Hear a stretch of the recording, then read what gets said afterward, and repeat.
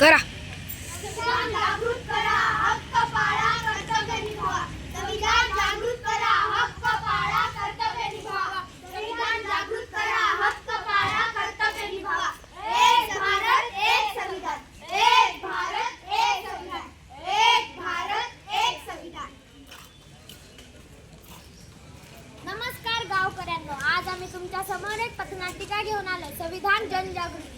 कारण संविधान समजलं तरच गाव बदलेल, देश येणाऱ्या माणसांचं घे इकडे दोघं तिकडे रस्ता, थांबले पाणी, वीज सगळ्यांची अवस्था खराब. तक्रार केली तरी काहीच होत नाही. मुलींना शिकायचं इकडं रे, म्हणलं इकडं तर हा. अडचणीच अडचणी. इकडची घे, कोण न्याय तिकडची घे. देणार? माझं तर रोजगाराचं काहीच होत नाही. काय उपयोग आहे संविधानाला?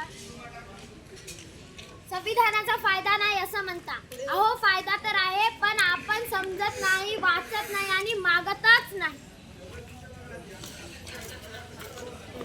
मुलांनो, संविधान म्हणजे देशाचं मार्गदर्शक पुस्तक आहे.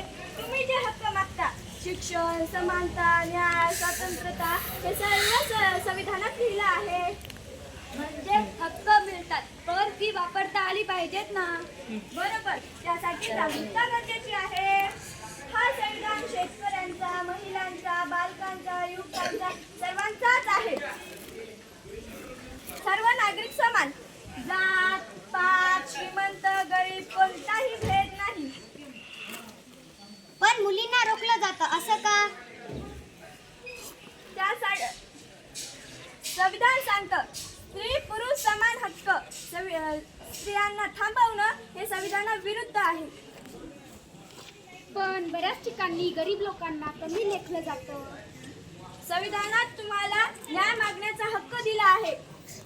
मागणी करा, आवाज उठवा, पण कायद्याच्या चौकटीत. संविधानात 6 मूलभूत हक्क आहेत. समतेचा हक्क, स्वातंत्र्याचा हक्क, शोषणाविरुद्ध हक्क, धर्म स्वातंत्र्य हक्क, सांस्कृतिक व शैक्षणिक हक्क, संवैधानिक उपचारांचा. म्हणजे आपण न्यायालयात गेल्याने आपल्याला न्याय मिळू शकतो. हो हो, संविधानाने हा आपल्याला अधिकार दिलाय.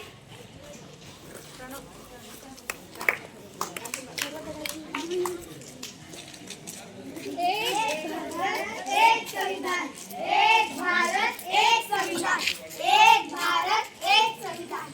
न्याय स्वातंत्र्य समता वंदिता, न्याय स्वातंत्र्य समता वंदिता, न्याय स्वातंत्र्य समता वंदिता, न्याय स्वातंत्र्य समता वंदिता.